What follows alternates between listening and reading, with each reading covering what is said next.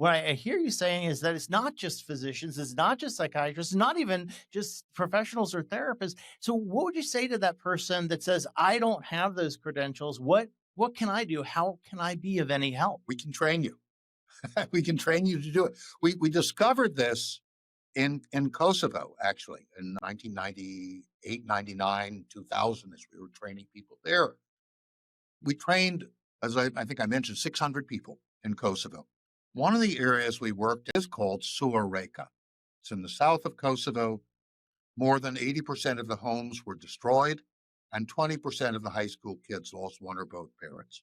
So an area of major trauma.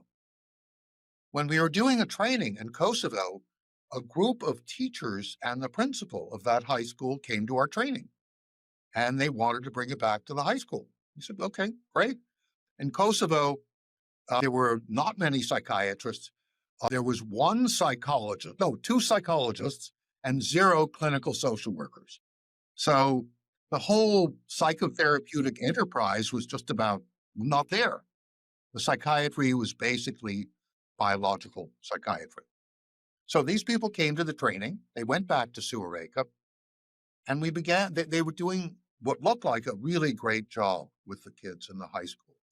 And so we studied what they were doing. And we did a preliminary study, and then we did the first randomized controlled trial, which is, is gold standard of medical psychological research.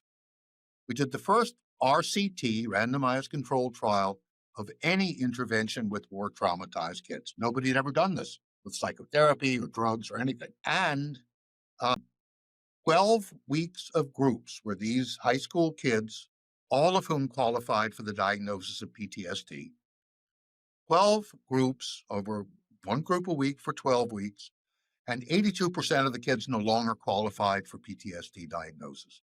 Those gains held at 3 months follow-up.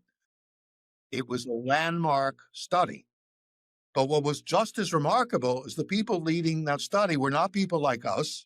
They were rural high school teachers with no background in psychology, except for a course in pedagogy, whom we had trained.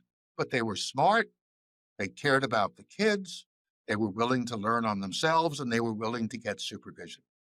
That made it clear to us we can train people who want to do this work, who are committed to those things, to initially learning all these tools and techniques for themselves.